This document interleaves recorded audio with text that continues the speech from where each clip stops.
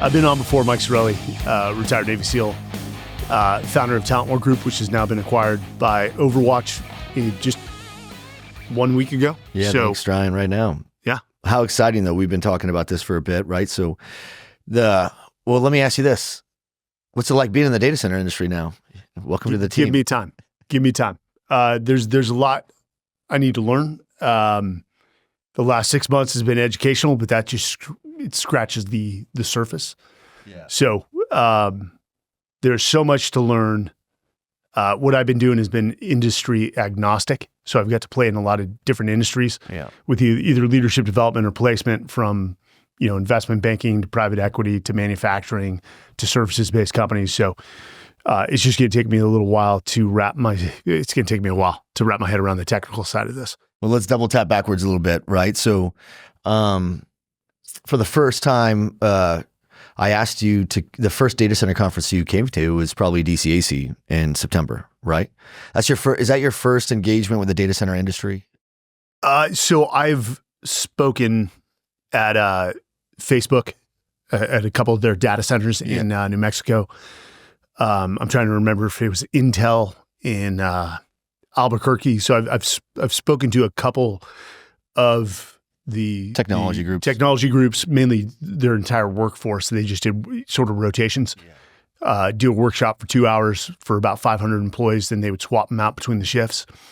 Really enjoyed it. It is a massive operation that they have going on. And so from an operational level, to see how many people they have at one data center, everything that's going on, the level of security they have getting through has been impressive. But as a user of technology, like everyone is on this, that's listening on this podcast, I didn't give a rat's ass how the sausage was made on the back end. Nobody does. And so now I'm learning. And also, and I know, national security or national defense is a big passion of mine. People have probably seen me on Newsmax or Fox. Speaking on, military or policy overseas with regards to defense.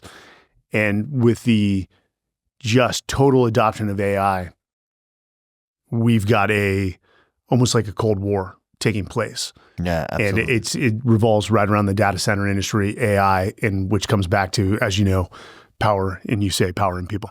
Yeah, so that's what really brings us together for anybody that's listening, right? So Mike is a great example of, you heard me say it. In fact, you were just nominated top 30 guru leadership panel. I mean, you're going ahead against like John Maxwell, Simon Sinek. There's some huge names on those lists. I've been in the top 30 for the last 2 years. I'm up again.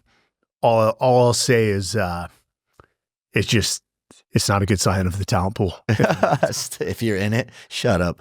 Listen, you spoke at DCAC and you were one of the highest rated speakers that we had. Not just this year, but in the past. I think what you had to offer inspired a lot of people. The messages that it's when you hear people of your caliber and your strength talking about vulnerabilities and challenges, it humanizes those elements to us, that makes us feel more like if it's hard for you, then maybe it's okay to be hard for me too, right? And the struggle's real for all of us, where everybody's battling something at home or something at work, and we come together on two things. And I said it when I did a post resharing the voting thing for you on our industry, because this industry is loaded with massively sophisticated and talented individuals that are incredibly intelligent. They're armed to the teeth on what technology is doing, and they're the ones that are actually driving it. You've been in the same room with people that are driving this industry, right? And but the industry doesn't lack genius or intelligence. It lacks leadership. And it lacks courage and people that have the ability to be strong leaders, right? And that's where we come together on that first part, is the leadership side. And I was like, look, we have a lot of big fat brains, but it's not that they're not strong. They, like anything else, they don't know how to be strong leaders. No one teaches. When you go to a job, very few people are pulled to the side and set aside and said, hey, instead of just being a great subject matter expert, let's also make you a good leader. Right? Very few companies do that. I just hired a woman that is a major in the Army Reserves. The proudest moment of my year, 2024, was getting someone whose only focus and dedication is on creating a standard for what leaders look like and how to coach it at every level. And that's basic fundamentals day one, right? So this industry has a lot of really smart people that have never been trained on how to lead. They've even been trained on how to manage something. Hey, here's the process or a protocol. Here's a linear checklist. Go through that.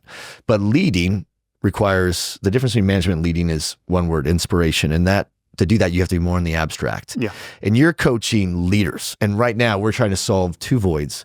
Leaders, because there is a massive national security threat that's taking place as a byproduct of AI, right? And I'll unpackage a little bit more of AI and national security next, but I want to talk about what AI is doing to drive demand of technology and how the workforces that we're going to be required to put together, like they could have the biggest brains and do more long division faster than all of us combined. But if they don't know how to lead teams, we'll never scale as an industry. And this industry is about to ready to take off and have an impact on humanity in a way that hasn't been seen since powered flight, right? Everybody now is aware of the word data centers or the term data center, but people just don't understand what it is yet. But there was a time where people were still rolling around in buggies and carts with horses or riding bikes, and they knew what the automobile was, but they had no idea that 1 in 4 Americans were going to have it in so much time. Right? And they were probably thinner than those in the car. Yeah.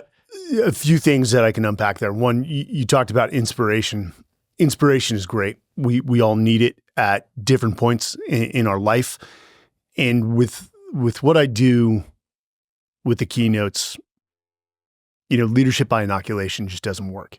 And yes, it's great to inspire somebody in the crowd, but ultimately it's the implementation, it's the execution of how do we make small behavioral changes to get you to become the leader that your people need to drive, both excellence and to continually, elevate the bar or the standard for what you either do, what you produce or the service you provide. But that's the biggest dilemma I have. And so I hate when people lump me into, he's a military speaker.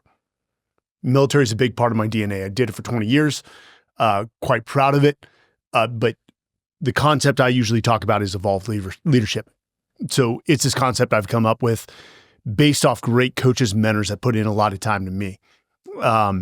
Evolved leadership is not some leadership on this pedestal where you're looking down on everyone else.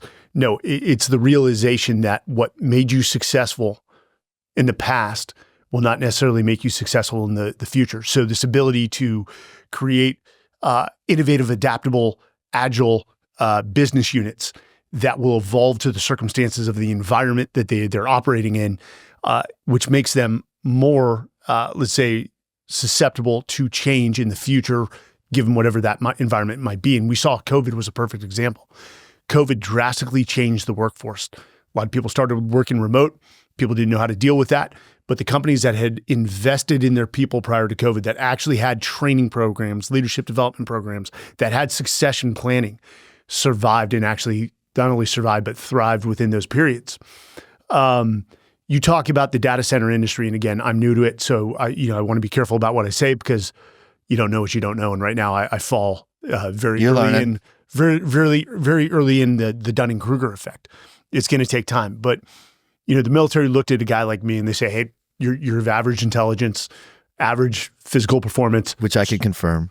No, I'm joking. So let's focus on making you a really good leader. The tactics and the techniques will teach you that, and you have to become a master, a subject matter expert, or a practitioner of warfare before you can truly become a great leader. They go in parallel, but you've got one comes before the other. But if you have a raw product of people that are extremely intelligent, are extremely versed in the practitioners or subject matter experts within the data center, I see that as it's like a raw piece of material of, okay, they've got the core requirements or prerequisites. Now let's start creating that checklist to turn them into the leaders necessary to accelerate within their organizations and the leader that people want to follow. So when I hear that, that's actually a positive. And this isn't unique to the data center industry. I remember we put a trip together in 2012. Myself, I contacted a buddy named Matt Wilsey in Silicon Valley, highly successful entrepreneur, a very bright guy who was a protege of Bill Campbell, the secret coach of Silicon Valley.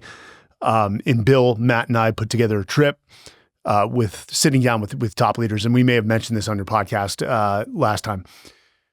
And even Sergey Brin, we had a meeting with Sergey Brin that lasted about 2 hours, and then he let us go to was it Rosewood Hotel on his tab? Oh, okay. On Sand Hill Road. And we made him pay for that. Don't offer that. There. He said, man, he's like, I would love to hire guys like you right now. Cause he's like, I've got the smartest engineers in the world. I just need somebody to lead them. And all they needed is, they didn't need somebody to lead them. They needed somebody to teach them. I mean, let's talk about this. Let's unpackage it, because people are like, man, I thought this was a data center podcast. And the reality is I love this industry. I love the technology. I love the impact it makes on humanity. And I do think it's the most punk rock industry on earth. But it allows for the really smart, nerdy kids that are the outliers to really be Hercules in this space. And it allows those that really want to adapt, that have blind spots around leadership, to now be exposed to those and how they could grow, right? We all are growing somewhere professionally. It giveth with one hand and taketh with the other, right? So almost the more intelligent I've noticed out of people, sometimes the less social capabilities they had, right? And that's a pretty broad stroke, so I'm being very...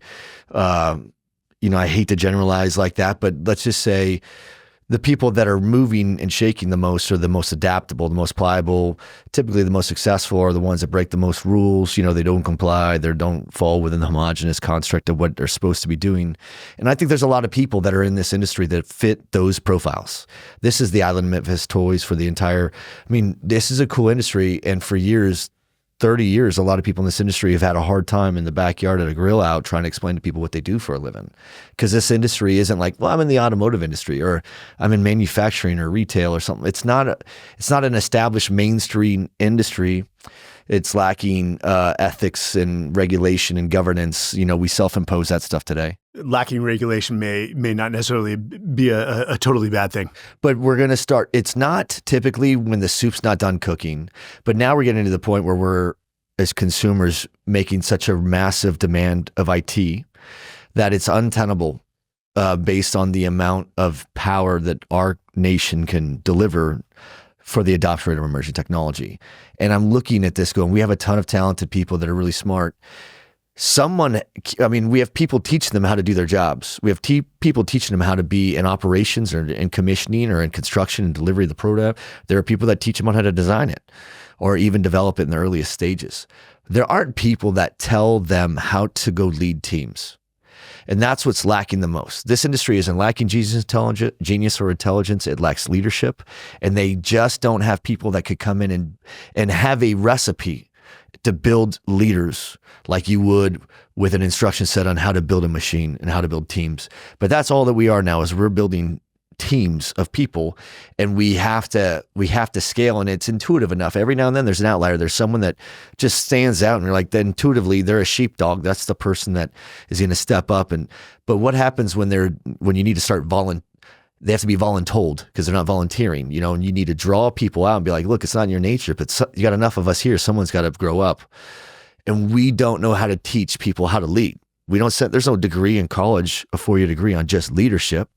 It's non-traditional. It's something that's learned through immersion, right? So now I'm like, this industry is starving for leaders and leadership. So how do we bring on a standard? And there's standardizations on getting certifications and validations for this industry, CDCP, EIEIO. But how do we standardize on knowing that this person's capable now and can be held accountable to successfully go lead a team of 10 people, 20 people, so on and so forth. And that's why we also teamed up, right? The national security side is the second part of this podcast. But on this leadership side, I really want to get into how it's homogenous. The construct that you come from is the greatest incubator for leadership training, period. And you worked in the military at the highest level of attrition, where the requirements and standards of leadership are at the highest level. So coming into this industry, you don't need to operate like Navy SEALs, clearly, right? But what we do need is to have... Actually, please don't. Please don't operate like a bunch of Navy SEALs. Well, that's intuitive. That's counterintuitive to the way that we're taught, which is you guys have the best operational execution capabilities there. And all we want to do as a business leader, every manager and every leader that's listening knows that what they are required to provide is a transparent, predictable, reliable model of output and productivity of a team or a product. And they can't do that if they don't they can standardize on how they build, but we have to begin to standardize on how we lead so we can get the most of our teams. I'm no exception. Look, I'm 5 years into this. I'm just now hiring the right talent at the right altitude and airspeed to make a difference. It's a process. And it's hard. It's a big investment. There isn't an entrepreneur or a CEO that wouldn't say, I've made a lot of mistakes on the hiring side. Yep. When you're moving that quickly, you're making you're trying to make the most sound decisions you can with the ability to, time to fill positions quickly because you've got customers that are requiring services or products. That's going to happen. And, for the viewers in the audience, I wrote a book called The Talent War: How Special Operations and Great Organizations Win on Talent. The genesis of it was attribute-based hiring, which the special operations community, namely the Army Special Forces community, created because there is no industry experience within our field. You guys are looking for industry experience, not all the time. And actually with the major labor shift based off the shortfalls within the data center industry and the need for people, there's going to have to be some leniency. There's going to have to be a learning curve for bringing people with zero industry experience into the data center industry and relearning those labor skills necessary to succeed within that vertical.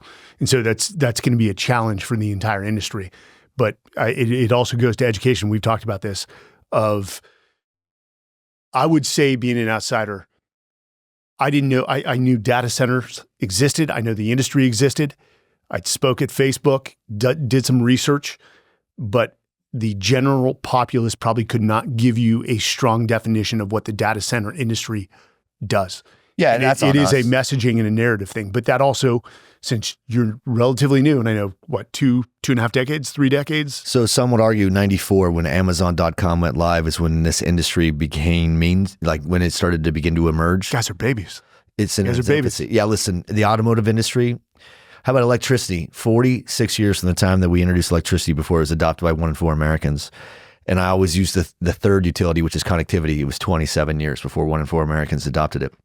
So we could put emerging technology out there, but it's going to sit like at a layer until it hits a tipping point. And that's typically the tipping point, as Malcolm Gladwell defines it, is probably 4 to 7% of the industry or the world population that gets it, just as much as those that are trying to. You guys are what, 1, if not below that? No, I think that right now, to reach a tipping point, you have to have an adoption rate that includes the earliest, the innovators, which come before the early adopters, which come before the late adopters, and then you hit that tipping point, which is about 40% of the market. And in this case, 1 in 4 is the measurement typically, but for us, it seems to be like it's going to be a requirement to be above 25%, probably between 25 and 40% of the market before we have a global tipping point. The only thing that's working in our favor is that the election is over. And now people, you're not going to open up any news channel and they're not going to talk about AI. There's going to be some conversation regarding AI. Look, today we were at lunch. But again, I don't think people are correlating AI to data centers at this point. I know. They're just not yet. But that's what I'm saying is what they're seeing is AI. But look at AI as a string, a thread. All they care about is upstream. But they're going to pull on that thread to understand where that AI limitation is until they hit the bottom of that thread of what AI is. And that's going to be a data center. And they're going to say, what else does this data center do? And we're going to be like, it's real simple. This data center is also the sky for the cloud. So all the AWS traffic and all the other things that you're doing for e-commerce or streaming or what, that's all cloud too. So we're going to be like, well, hold on a second. So the same engine that builds cloud is the same engine that builds AI. And we're going to be like, And they're like, how do I get into that game?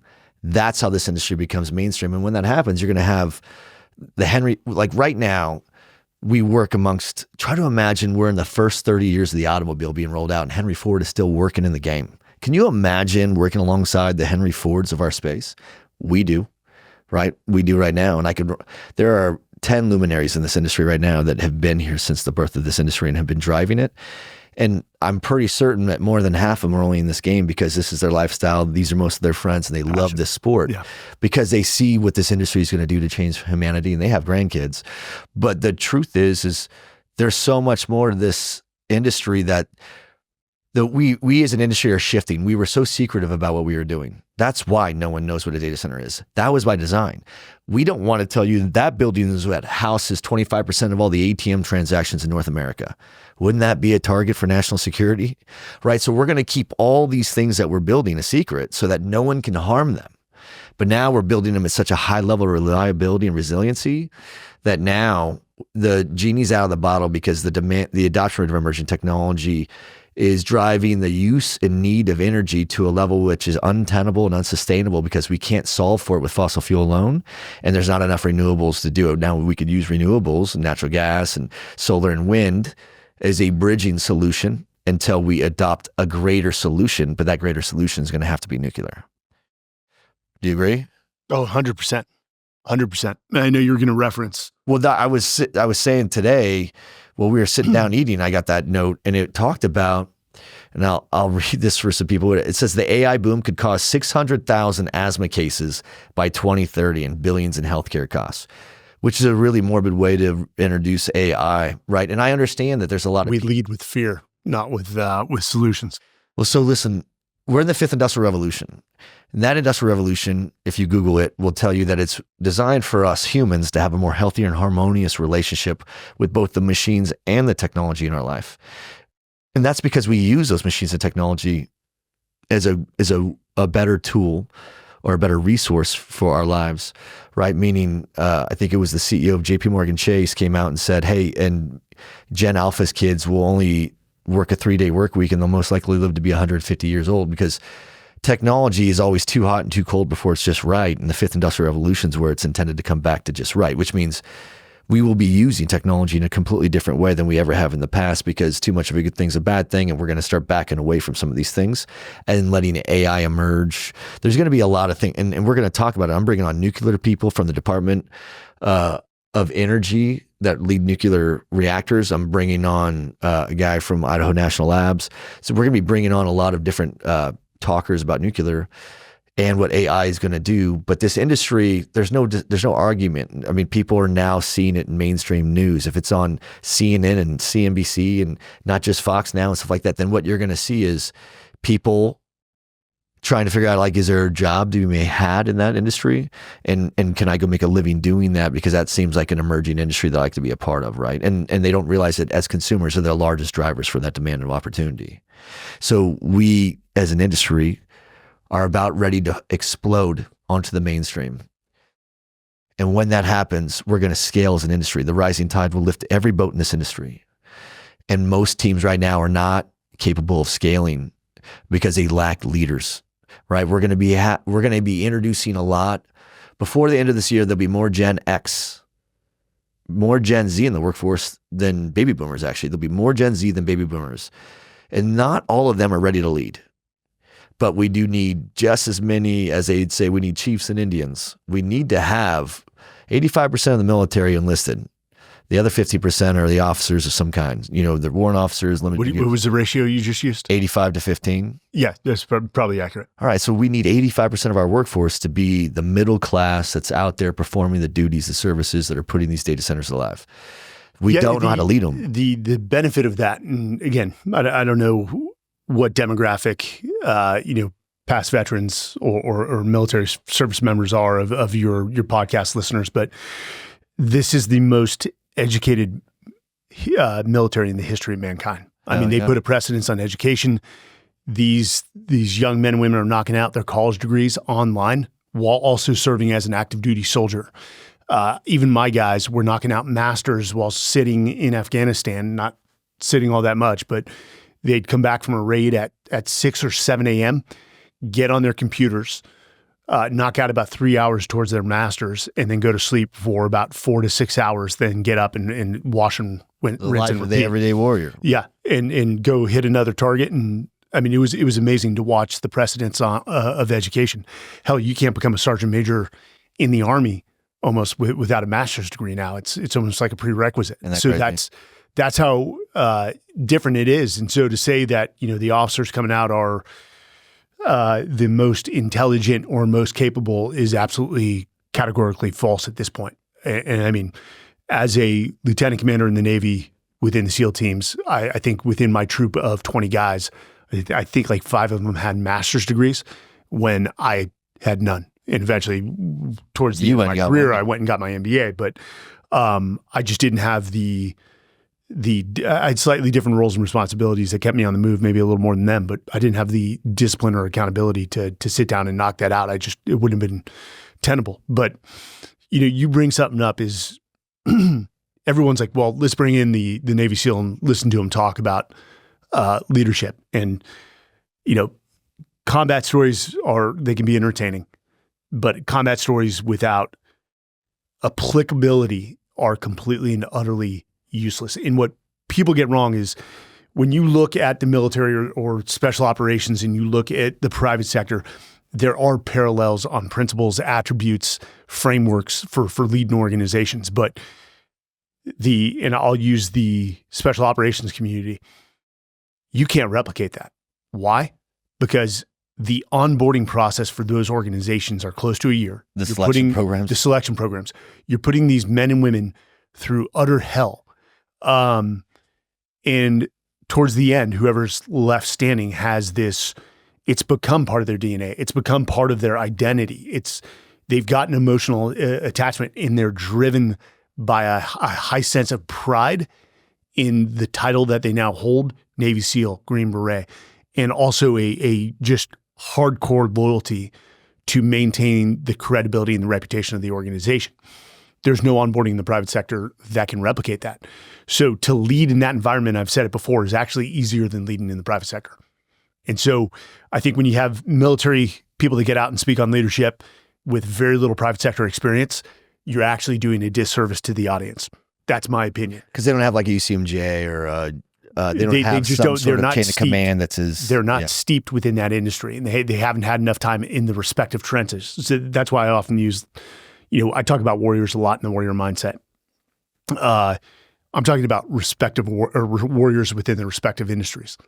Real quick, so that everyone knows, Mike hosts a podcast on Sports Illustrated called The Everyday Warrior, right? Yes. And that's when you talk about this is what you're doing. I want people that are listening to subscribe. I wrote a book called The Everyday Warrior, a no-hack practical approach to life. It's what I call self-leadership, not self-help. And it was written from about the men and women who I served with in the habits that they demonstrated on a daily basis, from the introspection and the reflection to their approach to failure, to their approach to the victimhood mentality, how they operated as a team, what were those small things they did on a day-in-day basis to maintain some semblance of balance, which we all know balance is mostly bullshit. Yeah. That's the truth. When you're in the pursuit of something grandiose, in the pursuit of excellence, I had a guest on, I'm blanking on his name, NFL. Dan Marino? Not Dan Marino, Hall of Famer. I know you're talking about. Tight end. It'll come to me. Shannon Sharp. Shannon Sharp, He said, I asked him, how did you maintain balance? And he basically had a moment where he's like, balance? What the hell are you talking about balance? When you're in the pursuit of greatness, there is no balance, and there's sacrifices that come with it. But for the data center industry or any industry, what I would say is you have to define what great leadership looks like within that domain. Because again, you're bringing people in who sometimes they're just taking a job because they need a job to feed their families.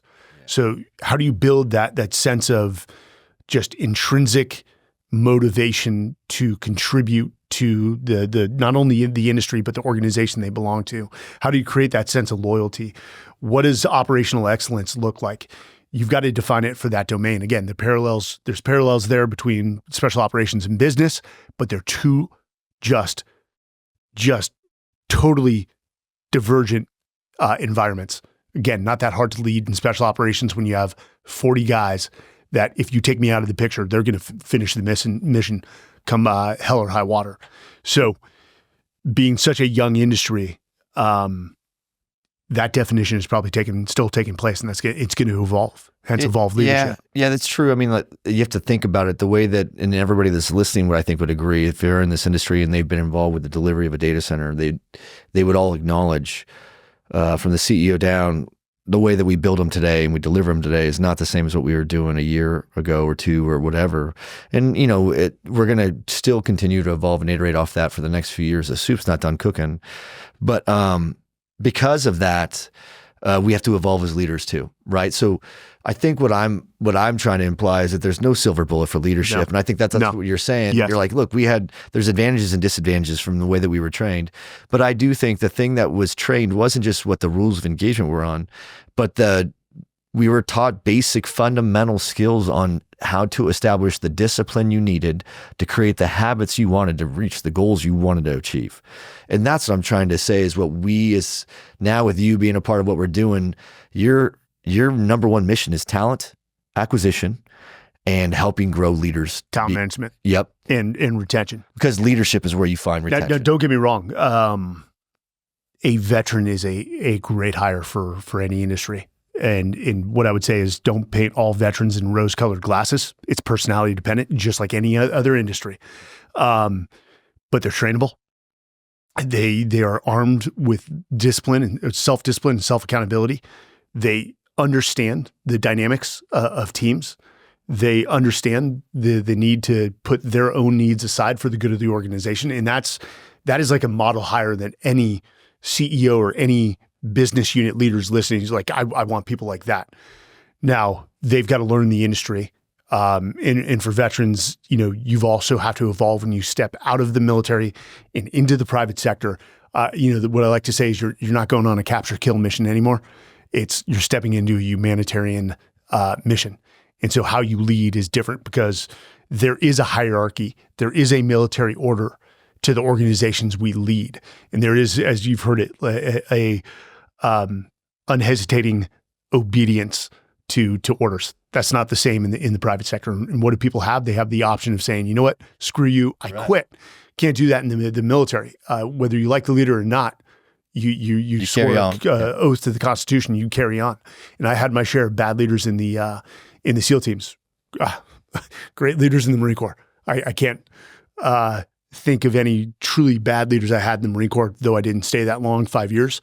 But veterans make absolutely great hires. It's just now we have to work with DOD. We've got to work with the VA to give them the requisite skills for this industry that's growing so just increasingly fast, vastly.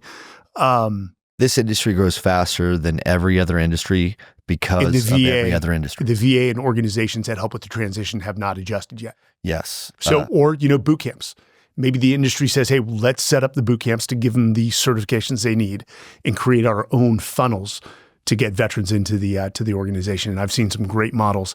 I'll give you an example. There's a great construction equipment firm in a family-owned business, multi-unit location business in North Dakota, South Dakota, Iowa, and in those regions. They were lacking on diesel mechanics. So what did they do?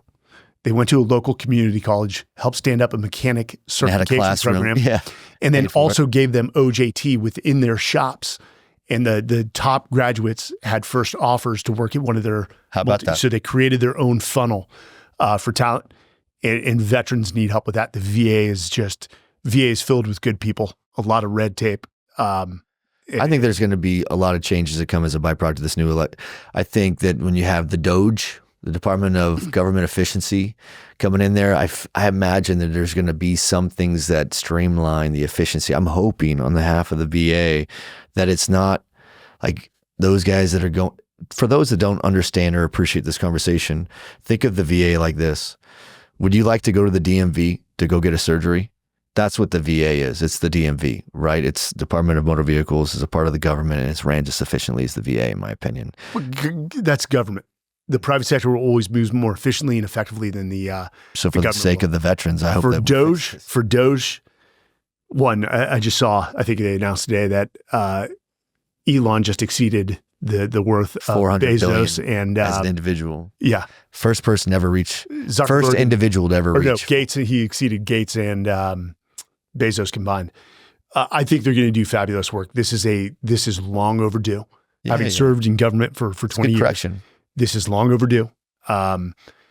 It goes to, if you want to counter or course correct the government, you need more successful business leaders that have founded companies and run them, that understand how to run profit centers. They're going to try to apply that to the business, to the nation. Well, inflation is caused by government spending. It's you don't spend what you don't have, and I agree. Long overdue. And even DOD, I love the budget. We spent very loosely during the global war on terror when the budgets went immensely up. But there's a lot of cuts and efficiencies that even a SpaceX or a Blue Origin. I mean, they show how they can do it cost effectively. The government needs those options. When you take technology that has a dual use, there's no better outcome than when the military or the government can use it as well as the private sector. When the public and private start competing, yep. So it's, we've had these programs for way too long that are way too costly, and everyone puts a markup on the government, and that just has to come to an end. It's unsustainable. I just look at what's happening as almost like chemotherapy. It's just going to go out and kill some bad stuff, and we need to do the bloodletting anyway to get rid of some of the chronic waste that's happening in the government. I don't think that you'll find anybody on any that side. cancer is going to resist. That cancer is going to resist because it puts a lot of money in a lot of people's pockets. And so it's going to be interesting how this well, I'm glad. Well, we're talking about that, and that's a good leapfrog into the second half of this podcast, which is really focused on the national security side. So listen, you and I are deeply focused on talent, the recruitment, retention of talent, the development of leaders within that talent to grow and scale more talent.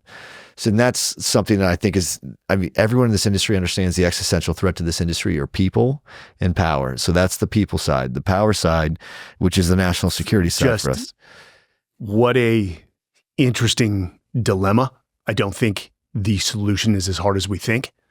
I mean, you just sent me Nuclear Now by Oliver Stone. Yeah. That was, everyone needs to go watch that movie. And the greatest point that took away was that everyone has been bred to fear nuclear. Yes. Nagasaki, Hiroshima, Chernobyl. And that's what people lead with. It's no different than media as they lead with fear, because that's what draws people's eyes. Same thing with nuclear. We've advanced so drastically that we've got such safe protocols that we're at it. And if we don't start implementing nuclear within CONUS, the continental United States, China's going to outpace us. So let's talk about that, because this is perfect. Put a book in on that China part, and let's talk about how we led to this, which is there's going to be an improvement in the way that we spend money at the government level, and there will be resistance, we talked about, because there are people that are just designed to make money off of certain things, and they want that chronic waste. That's what they're dependent upon. So we know that is a function that's taking place at that level. But on the nuclear side, if you think we have you're from the Navy, we have a 76-year-old Navy, of nuclear Navy, which means we have 34 different types of nuclear propulsion and power plants. We've done hundreds of refuelings, and we're from a whole number of submarines. We probably got 400 to 500 nuclear submarines that have we probably have 400 to 500 SMRs that have hit the fleet between carriers and subs. Either whether still active or decommissioned. Exactly. Gotcha. So we haven't heard of Chernobyls and Fukushimas and things like that coming from the nuclear Navy. So for those that think that, or we just kept it very from a national security perspective. Yeah, hey, all's good here. Nothing to see. There's nothing to see here, but go scuttle that sub. That would be a hard thing to hide. Hey, we lost an entire submarine. But I will tell you that there are people think that we're years away from a design, a technology. Bitch, you know how long ago we split the atom? You know how long it was how long ago fission and fusion was discovered? Right? I mean, we did it for the war, so it was in the 40s. It was going to say 30s, late 30s. 40s. Yeah, we did it in the Manhattan Project. The Oppenheimer movie does a great job of showing that we were in a race against discovering fission and fusion against another nation that didn't share our belief system, and they and their allies could potentially overrun every other nation in the world with a superior weapon, which is why we were in an arms race to discover fission and fusion first, right? So once we discovered nuclear weapons and we demonstrated how to use them, we have never used them since then, with the exception of the testing that takes place. And let's hope we never do. But the way that Oppenheimer designed that tool, and the reason why they were so quick to be the ones that showed how destructive it was because if someone else did it, maybe they did it even in a worse way, or worse, they did it to America. And that was the greatest fear, since we were bombed, right? So it was, people bombed our bases, and it's on. Anything was possible in those days. It's no different than now, right? So we're talking about China, which is the other part of the bookmark that you just talked about. So we know that we're fighting nuclear resistance, not from the technology, because it's been here forever. It's been here for longer than you and I combined in age, basically. So now we have this. So you have people that are going to be in conflict with the release of nuclear because they haven't figured out how to make money because they're too busy making money off oil and gas or coal. All right. So those people that do oil and gas or coal are obviously against nuclear. And that's a huge economy, the number one driver of our economy. So we're talking about shifting from the most powerful driver of an economic economy, which is based on power, over to another part that actually makes it harder for these people to maintain the $6 billion a day that's generated in revenue or profit from just one vertical of industry. Then you have those that are trying to figure out how to make money off of it that are getting in the way of national security with regards to China. China, in the last few years, has approved the construction of no less than 10 nuclear reactors per year for the last 2 years, with the exception of this year where they've approved 11. They will be spending more than $30 billion in the next 5 years just on putting nuclear reactors online. There is no country on earth building more nuclear reactors than China. That is a national threat, because the only reason why America has a dominance in AI and will until 2030 at a minimum, which is when China predicts that they'll overtake America in AI. And the reason why we have this head start is for two reasons. We started building a shit ton of mainframes. We started with the first one being created in 1953 for the national defense and government of the U.S. Army, right? They ordered one in 1953 at the University of Pennsylvania in an engineering lab. They created a product, referred it to they called it a mainframe, and IBM, who collaborated on that program, took that product forward, and the mainframe became the product for advanced technology. So we had the advancement because we created it and discovered it first. The other advancement that gave us the greatest advantage is all the fiber optic deployments that took place in the 90s. So we put so much fiber in the ground, but those companies that did it are no longer with us because the first one through the wall is always the bloodiest. But that's what happens in business. So you have all this fiber throughout the country. You have all this infrastructure technology based on the mainframes that we built and deployed throughout this country. And that's what gave us the compute capacity to stay ahead of everyone else in the world when it came to this, because when nuclear weapons were discovered to be too dangerous to be widespread and to be used, once technology was out of the bottle, we had to figure out a way to stay ahead of the curve on technology, because one day it could also be a weapon, right? So here we are today, you and I, where you're taking what you come from, which is an everyday warrior background and everyday warrior mindset, which is what you make your living on, that, and helping teach the fundamentals and necessities of leadership to a workforce that's about ready to explode in terms of relevance.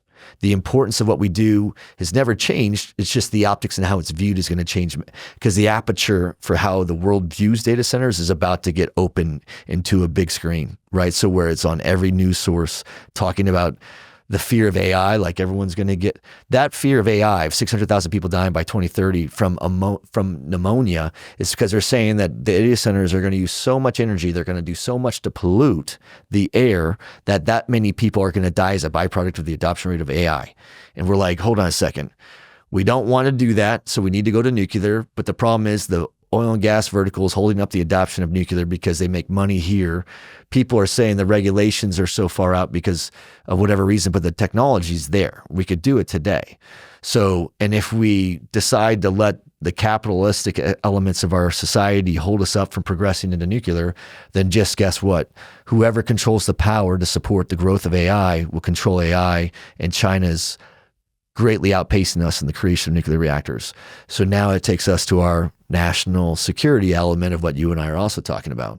We need to train these workforces on how to scale with leaders, and then we need to figure out how we put up power systems online using those labor forces so that we don't get outflanked by China with regards to how much compute energy we can give to AI.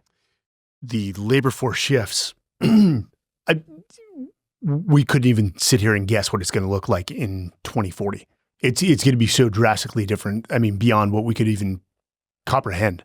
I mean, everything is changing. AI is it replacing humans from jobs? Yes, it should. I mean, even within, I had a great former Army Ranger, 75th Ranger Regiment, West Point graduate, has developed an AI system for the back office for HVAC companies. So you call in and it's a AI system that will book your visit based off your problem, send it to the contractor. He shows up. It's replaced, it's going to cut a lot of jobs in the back office to make, HVAC companies more solvent.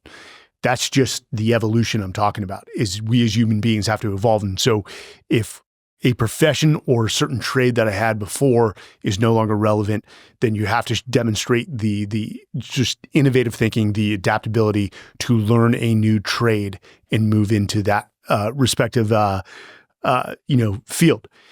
So that's just, it's mind-boggling, and I think that scares a lot of people. You said it earlier, as you use the analogy of a very bright person in the data center industry who may be more introverted than extroverted, and social interaction is just not their strong suit. It's the same thing. The reason they don't want to do that is that that's their comfort zone. They're very good at the engineering piece, the technical piece. They're not good at the human side. Well, you eventually have to push outside that comfort zone. And, again, I'll draw it back to a military analogy. You look at SEAL training and you must, most human beings, not you, think like, oh, that's sadistic. There's a rhyme and a reason. We are pushing those young men beyond their mental and physical comfort zones, because that's where true learning and growth take place. Subsequently, that's also where true character emerges. So within this profession is, again, you probably have no deficit of technically just savvy people that can then innovate and create new technology that will elevate or accelerate the data center industry.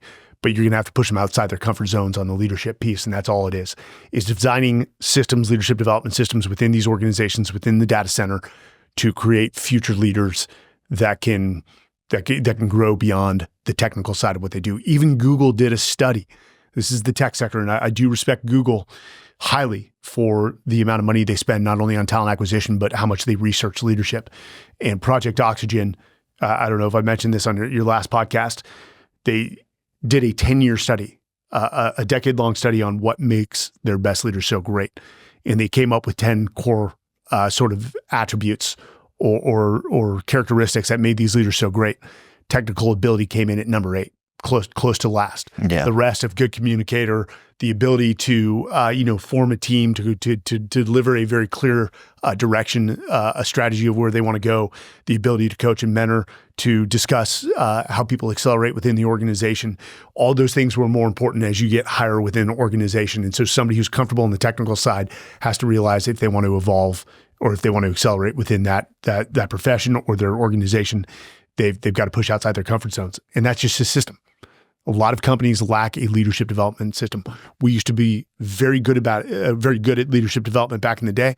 America's gotten away with it because what's the first thing that gets cut when somebody's cutting operating expenses? Training. So on the national defense front, I don't think it hits home when the media talks about the race against China. A lot of Americans, what's the phrase? Your depth of a book is based on how much you travel, is the genesis of it. And a lot of people lack perspective. They haven't seen the world that my generation saw, whether it was Iraq, Afghanistan, Somalia, Yemen, Djibouti, even some places in the Philippines that were ravished by terrorism. That's the real world. I think 85% of the world is actually third world or developing countries. That's the prominence of the world. And then you go to Bitcoin, which is, dependent on data and power. Bitcoin was truly designed for those third world countries so that they could control their monetary system and not some despot who controls the central bank. So it gave them a freedom to utilize digital currency that's not deflationary. China, if you ever meet Chinese people, they're great. They're welcoming. This is government versus government. You look at Xi Jinping, not a good human being. And you look at the humanitarian, violations, the atrocities they've committed. They don't have the well-being of the world. You want them to have that front weapon? of mind. Americans, we've got our black eyes from mishandling our share of things around the world. We're the youngest nation. Intention. So I'd look, in our defense as a nation, we're the youngest emerging nation, and we're still very, very strong and have a strong presence and a great deal of respect, I think, from the rest of the world. But we're not in our infancy anymore. We've 250 coming up. Okay, but listen, in terms of like, I was just in buildings in Scotland that were 3 times as old as that. Yeah. We hosted DCAC Dublin, and I stood in a building that was older than our. No, I didn't get an invite, man. You did, you jerk. Carly went. No, I didn't get an invite. You didn't give me an invite. I did? All right. Well, look, you're invited next year. Well, you have no choice. You need to come next year. So there's a lot of stuff that we're going to be doing, but the thing is we're still in our infancy. I could go look at every employee that, I mean, Mike, even you used to shit your pants once in the day if you go back far enough, right? So we all get a chance to grow and age, and as we do, we learn. And I think this country, I don't look backwards at, there was some country I was in and they were giving us shit about, well, we were slavery. I'm like, I'm pretty sure we weren't the only country that ever did that. And then we had a civil war about it and we tried to stop it. That was a long time ago, right? But I mean, like, what are you going to do? Every country is growing through pains, Oh, yeah. And our nation doesn't have that. We have a misguided notion that we can just take Jeffersonian democracy and place that on a country. And we're like 0-5 in the Middle East. Right. We tried this in Iraq. We tried this in Afghanistan. It doesn't work. It's a misguided notion. And we learn through our failures, hopefully. And we're seeing it in Syria right now. But if you look at China, again, to my point, we are trying to do good in the world. And we get it wrong a lot of times. But when's the last time you saw China get involved in a humanitarian crisis for good? When's the last time you saw Chinese forces respond to a national disaster in some country in Asia and assist those people? And we do. So we've always had the best of intent. We haven't gotten it right. What you see China doing is gobbling up as much terrain and relationships in Africa and South America. You see them arming countries like North Korea or Russia or Iran or conducting deals with them. You see them trying to undermine U.S. dollar as the currency. This is important. And if you haven't traveled to a third world country. And if people don't know what you're talking about, we're talking about that Brazil, Russia, India, and I forget who the other countries were, but basically Trump's like, I'll just put 100% tariff on anything you try to do using that currency in the U.S. Which he's using as a negotiation tool. Right. I'm sure if he has to implement it, he'll have to implement it. Ultimately, I think the Americans will pay the price. But yeah, but that's what China's doing is they're trying to put together a different coalition. China's always taken in this goes back to his story, and I was told this story, and it's well spread amongst U.S. military service members, is that in the early days of Afghanistan, negotiations with the Taliban early on, one of the Taliban leaders said, hey, you may have the fancy watches, but we have the time and we'll just outweight you. And oh boy, did that turn out to be true. How they demonstrated that for how many years? They've got a very long-term view. China is I don't even know when we could say China formed as a nation, but they are hundreds of years older than we are. They have a long-term approach. And while we've been fighting these wars, the global war on terror to include now the Ukraine and assisting Israel, they've sat back and yes, they've armed our adversaries, but they've remained out of the conflicts. They've safeguarded their resources while we deplenish things like our Hellfires, while we deplenish our artillery units by sending our mass rounds to Ukraine. We are in a situation where we can ill afford to allow China to overtake us and become the world power because it would not benefit the people of this planet. And so this is vitally important that we maintain AI dominance over China. And even look at it at technology. We come up with a 5th generation fighter. They're usually 2 to 3 years behind us. And the second they have a 5th generation fighter, you know what we have to do? We've got to create the 6th generation fighter as a deterrent to prevent a global conflict against China, the U.S., which I believe will eventually happen. It's like 2 big tough guys on It's only a matter of time. It's only a matter of time. But our ability to maintain a technological advantage over China and to let them know it is the deterrent to a global war. So I want to plug a few things in there for people that have kids that are going to be graduating high school and trying to understand in college. I mean, I myself next year will have 2 in the SEC and 1 at the Citadel. Well, what schools in the SEC? Alabama. Doesn't count. Well, they're national championships. I mean, the most of any other university. Yeah, they pay the most, but go ahead. Yeah. Hey, listen, that's from a UT guy that has like the 38th. He went to UT and A&M, so he could bitch about any school he wants to, right? But I'm like, I'll tell you. California kid, too. Who would have thought it would have? Northern California. I know. You are a triple whammy.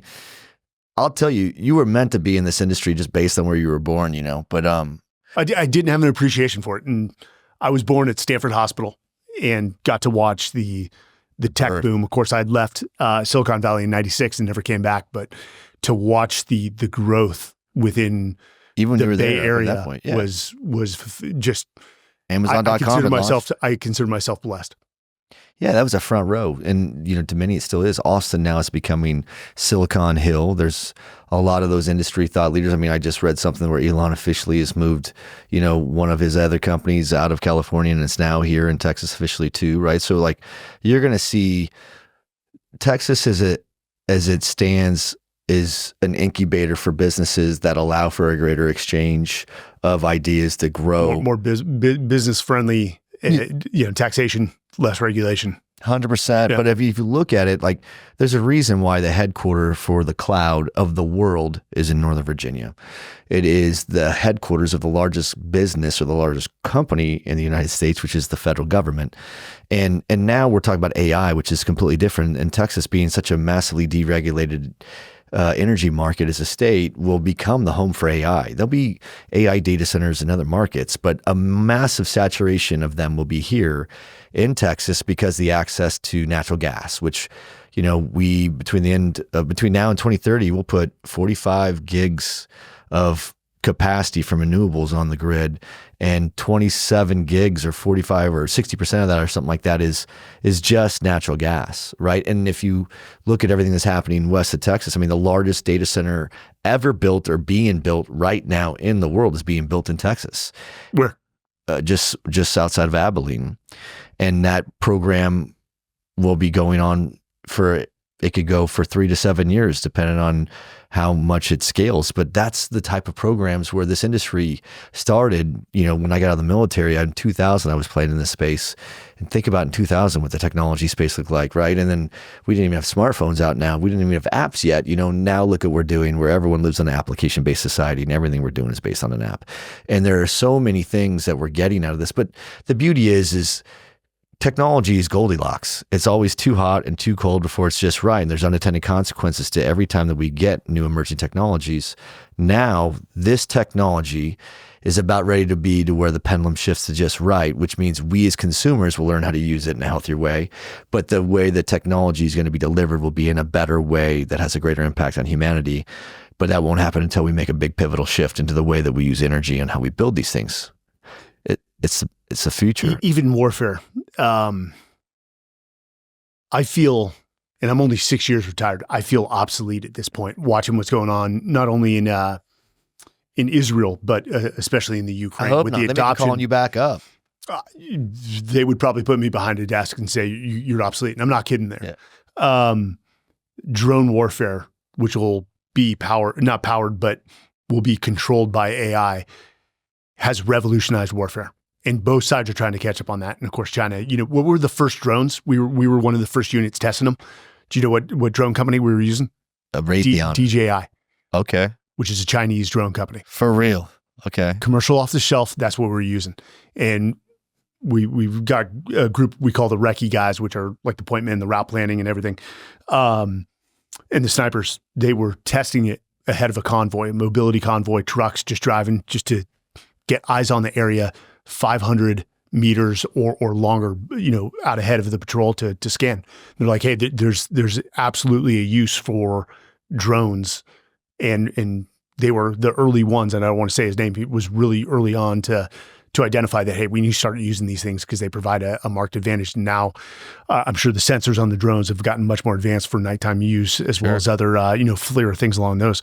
But this drone warfare is going to change. And again, AI is going to play a big part in that. It is changing warfare. Yeah. And I had an opportunity to sit down with the chief of staff of the Army, which is the 4-star commanding general over the entire Army, a guy named Randy George. Dinner that was set up by Tim Kennedy. And it turns out I totally forgot Randy had remembered one of my commanders. He said, hey, I just talked to so-and-so. He's like, you don't remember me, but I was the 3-4 commander when you were in Afghanistan. And it hit me. I'm like, holy crap, we were both in Jalalabad at the same time. He talked about it and how they're doing it's almost, again, a labor shift within a basic Army infantry squad. They're using nerds now. We're sending 2 guys to drone school to make it like a secondary MOS within a 12-man squad in infantry. So he's like, we're totally relooking at the skill sets that are needed on the future battlefield. And that was the moment where I'm like, yep, okay, I'm totally analog. The new soldiers are completely digital, and that's awesome. That's the evolution. Well, what brings us together is technology and the passion for the talent and the growing of the talent and the leaders, but it's also the concerns we have with the national security. But like I've always said, the most advanced weapons, machinery, and technology is always found first in the military, and it's found there first because it's necessary for national defense and intelligence. And we're talking about the same thing. Like, we're getting into a part where the most sophisticated military in the world is ours. The most proficient military in the world is ours. And right now, we're not at war. Now is the great time to send kids. Like I said, I have 3 kids in college, but I'm talking about the obsolescence of college at the same time, where I'm like, on average, 4 kids will graduate from college every minute in the United States with a degree that's already been obsolete because of technology. There are so many universities. There are 2 universities per hour in the United States that are beginning to rip out and replace all the curriculum because technology and AI is changing everything. Think about technology, how it revolutionized warfare in the Civil War when Abe Lincoln was able to have messages sent back and forth from the War Department to the generals on the front line, guiding them on what to do. That may have had a huge impact on how the Civil War ended. Technology has always been at the forefront of national security. We are at the forefront of the emergence of adoption rate of technology right now based on the consumer side. And unlike China, people don't realize that the CCP is a socialist, quote unquote, market economy, meaning they're a socialist economy and they're government owned. So they have government or state invested interest in technology to make sure it's more successful, and nuclear is included in that. So we're dealing with an America with a free capitalistic economy that says we may do it, we may not do it, depending on the technology we may introduce to our culture is going to be a function of economic efficiency. What makes people get more money in their investments? And the reality is that model is going to have to shift when we get closer. The beauty is the adoption of emerging technology is creating a model of demand of technology and energy that the whole world can't deny is no longer tenable. We can't scale our resources fast enough. It would take 30 years to put enough transmission lines up throughout the United States to support the requirements of shifting demand generation to areas where demand capacity is required. As an example, every Tesla, if they plugged in at the same time in California, would drop the entire grid of California, right? Because they don't have the infrastructure for it, although they create the laws to enforce you to do that, where by certain years, everything has to be this. They couldn't, their infrastructure to support that would never be able to happen, right? So we are now at an inflection point where now you have national security meeting emerging technology through AI. And AI is what's bringing it all together. And now it's putting us in conflict with, again, it's a capitalistic economy that adopts and develops. If you think about the 5 industrial revolutions, and the very first was the steam engine, which was created to mechanize manufacturing plants, ships, warships, and trains. Automobile, AC, DC power, fission, fusion, AI, capacity, autonomous driving, all those things, including Facebook, Apple, Microsoft, Google, Amazon, all American products, all created from us. But there's an iteration of those things that every other country kind of picks up with. But we still maintain the advantage because we are the visionary creators of most of these technologies. The others just adopt it and figure out another application to use that we could iterate from. I'm painting with a broad stroke, but if you look at the 5 industrial revolutions and you look at the theme between those 5, it's always predicated on energy. This 5th industrial revolution, which just started at the end of COVID, is where our generation, Gen X, is sitting down going, all right, so we're going to roll up our sleeves. The baby boomers that have been kind of ruining this whole thing for us anyway, get rid of those guys. And let's see what these digital pioneers that were born and raised with smartphones in their hand, these Gen Zers, let's see how they're going to help us. Because they're the ones that are going to be deploying with SEAL teams, flying drones. And they're going to, who knows what other technology they're going to be doing, right? I mean, like there may be a time where we don't have a 5th or 6th or 7th, 8th or 8th iteration or generation fighter because we don't have pilots. We just use drones. Like, don't tell that to a fighter pilot. Oh, I know. They are of the strong belief you'll never remove the man from the cockpit. It's some capacity. Again, that's a resistance. You brought up the oil and gas industry and their resistance to nuclear. Same thing. You think Lockheed Martin and those groups want you to stop needing? Well, no. Like, they'll still be in the game. It'll just be without pilots. Yes. As you talk about this, we are going to see such a shift, which is so unfamiliar from the 70s, the 80s, the 90s, the early 2000s that we knew. We are going to see such a drastic shift from education, which I think you'll see a consolidation of universities, because a lot of universities don't need all those degrees, and a lot of universities which are complacent with the traditional model of education. And I worked in a system, Texas A&M system, for 6 months. I identified that it was my first job when I left UT from the MBA program and I retired. I went and took a executive director role at the Texas A&M system. Quickly, by day 3, I told Jordan, my then girlfriend, that this is not the place for me. Education with tenured professors, with people that are comfortable, who can't get fired. And I'm not trying to, again, paint with broad brushstrokes, don't have the ability to adapt and become uncomfortable to the needs of tomorrow. Yeah. So I think you're going to see a consolidation within the education system. You talk about AI. I love this platform so much. It's the access to information. I'm using it every day for pretty much almost every aspect of my life, from Sports Illustrated to my leadership development, to talent acquisition, talent management, even my workout programs. I'm dominant on this thing, so I'm using so much energy. I'm not probably helping the system. But did you see the video of Chinese classrooms? Where it shows the video, and if we can work it into the podcast, the kids are on, again, the goggle system using AI. And it was, I watch these videos coming out of China, and some of it's probably propaganda. It's good propaganda. Scared the living shit out of me. Sure. You just compared to what our education systems, and this may be one school in China, but they're giving you the perception that it's in every school, where these kids are just accelerating at such a fast rate, utilizing AI to, let's say, supplement their education system. I mean, they're full in, and so are we. But that's a scary prospect if they can outpace us in education, which arguably they already have. But this was also interesting. Do you know what they took a poll amongst U.S. children? And again, I don't know the age group, but the number one question was, what do you want to be when you grow up? Took the same poll amongst Chinese kids the same age. What do you think the Chinese kids said? Scientists, or it was an astronaut. Yeah, astronauts. Yeah. What do you think our kids said? Influencers. Yeah, it's probably the worst. It's garbage. It's trash. So it's funny because over there they view themselves as they owned, some would argue, a lot of the fourth industrial revolution, which is what built our economy in the second, right? So the second industrial revolution is what really gave boost to the U.S. economy before we went into World War I, right? And then they don't view themselves as like we as a nation were really happy just designing really cool shit and then going, hey man, let those people over there, let's let them make it. Even though like 2/3 of the world population is in Asia, between Asian nations, India. And that's where a lion's share of the pollutants are coming, from the manufacturing that's being done over there.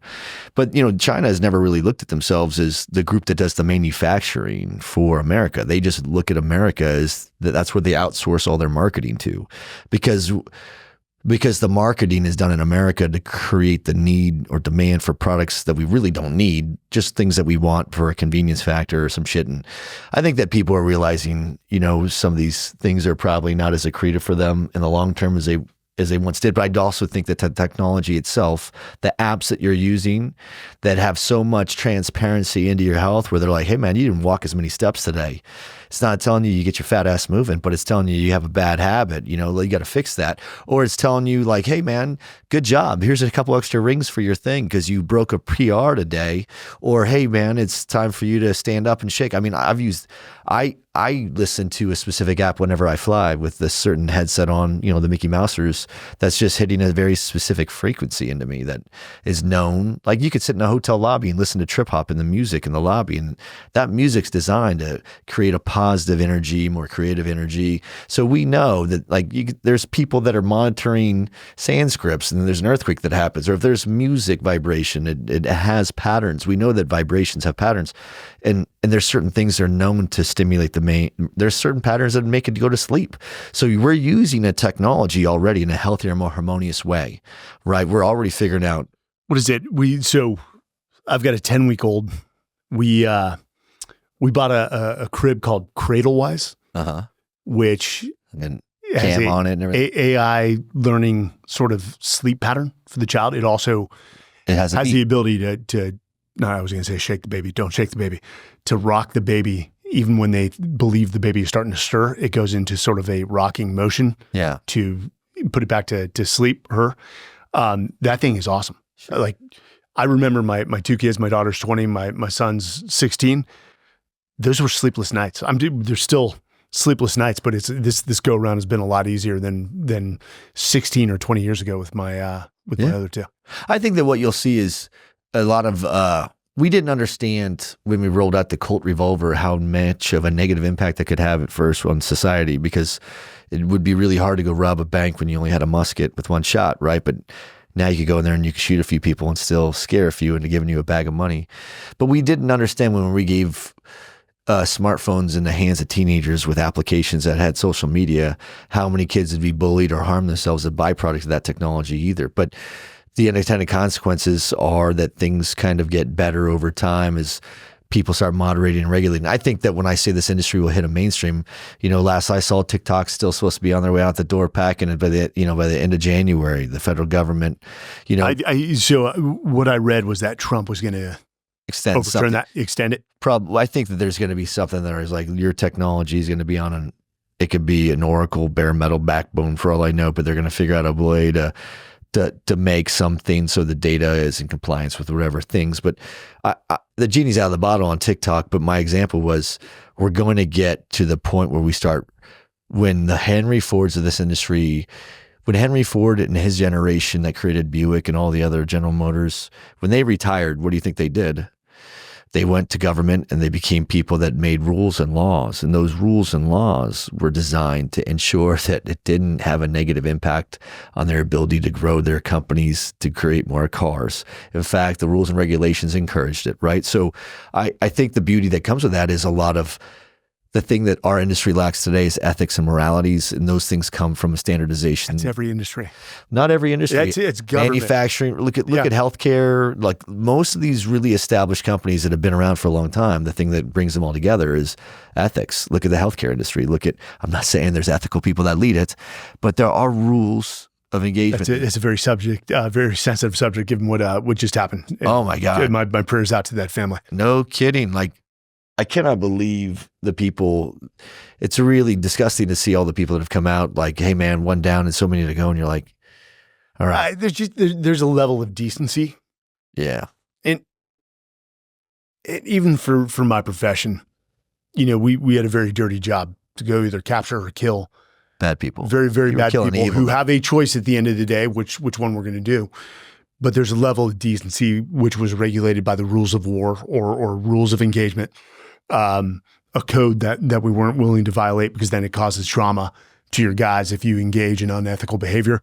There's a secondary and tertiary effect to their mental health. But the lack of decency in this nation is concerning. Even again, you go back to social media. If you disagree with somebody, state your argument in a professional and tactful manner. Usually start with, "Hey, I disagree with you, and here's the reasons why." Rather than we posted a picture. We went to Fox. We went Fox to Nation the Patriot Awards. Yeah. Which I love Fox News. Fox News has been good to me. I know some of the leaders in Fox News. They're good people.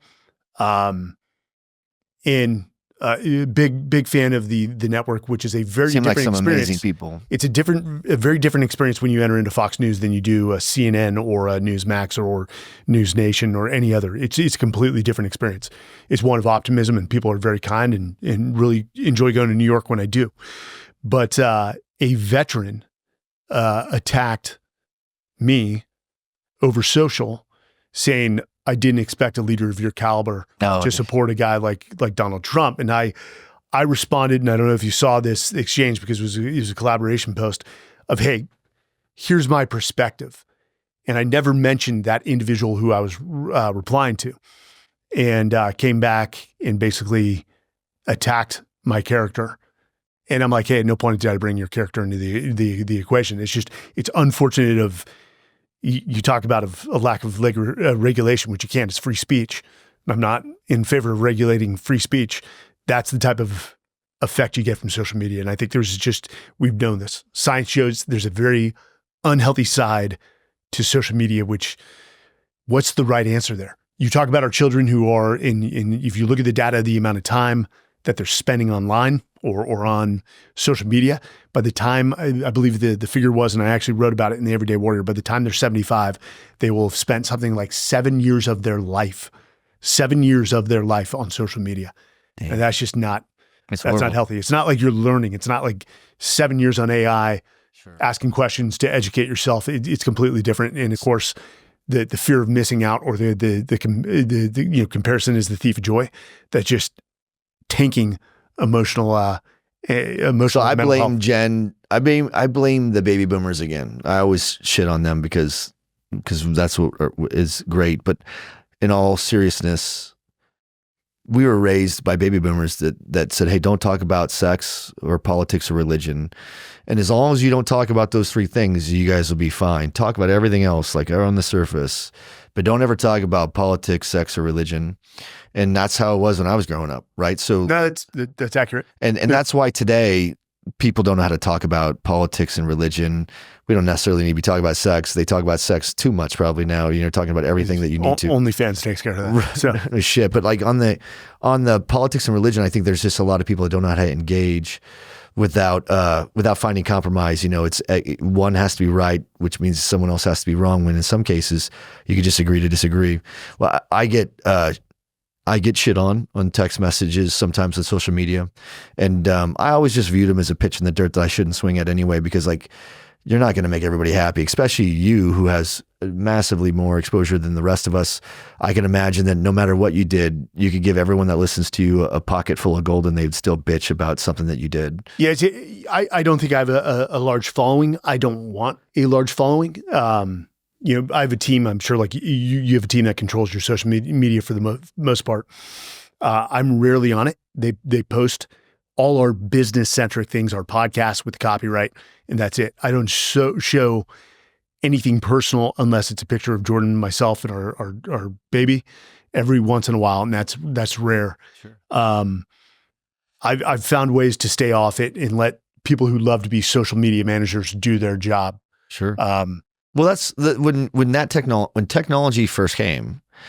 Let's be honest. It was in many ways we were giving up our privacy in exchange for this technology platform that could have a significant improvement on our quality of life. So it was, the juice was worth the squeeze, and we were unknowingly, but sometimes knowingly doing that, right? And then what happened was we got to the point where, like for people like me, I stayed off of most of the social media because I was so deeply concerned of my privacy. And I'll be honest, there was a time that someone reached out to me that I had dated years ago and sort of, hey, those pictures of your kids look great. And I was like, I'm done. No longer will I ever have anything with my children on social media. And now I do have sometimes my kids in my photos, they're college kids, and I don't ever tag them, but they're doing something at college. I'm going to be proud of them or some shit, but they're also not high risk targets. I look at the technology when it first came out as a big risk and threat to my privacy, and it was something that was scary to me, and I didn't understand it, and I didn't use it for many years. Today, I use it for a great deal of inspiration. There are times I've gotten the greatest recipes for cooking or the greatest workout ideas. I could pull up a Mark Anthony quote and find something that's really romantic that I could fire off to somebody. I see it now where it's too hot, too cold before it's just right. But I think holistically as a society, we are going to be in an awakening, a type of period where people are discovering how much of a good thing is a bad thing. Have you gotten to that point? Well, you got to remember, I come from a community where you weren't allowed to have social media. Technically, they couldn't stop you, but it was like, hey, heavily found do it. Like, no promotion. We're going to nail you. You got to follow these rules and regulations. But so I didn't have my first social media account until I started the MBA program at the University of Texas. And they're like, hey, we pass a lot of information over a Facebook group page. And even then, I rarely used it. And I didn't have it until I fully retired, started the keynote speaking. People are like, oh, you got to get a social media account and post your, I'm like, okay. We used to target people off social media. So when you're talking about privacy, like there were Intel communities watching 100%, like known terrorists or associates, social media accounts to target them.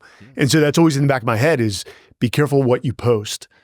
It's, people can come back to find you somehow. I remember to ask him, like, why does Facebook let these idiots even have accounts? And I realized, well, it's the Intel community uses it another way to track and monitor them because they are stupid enough to put stupid stuff up there.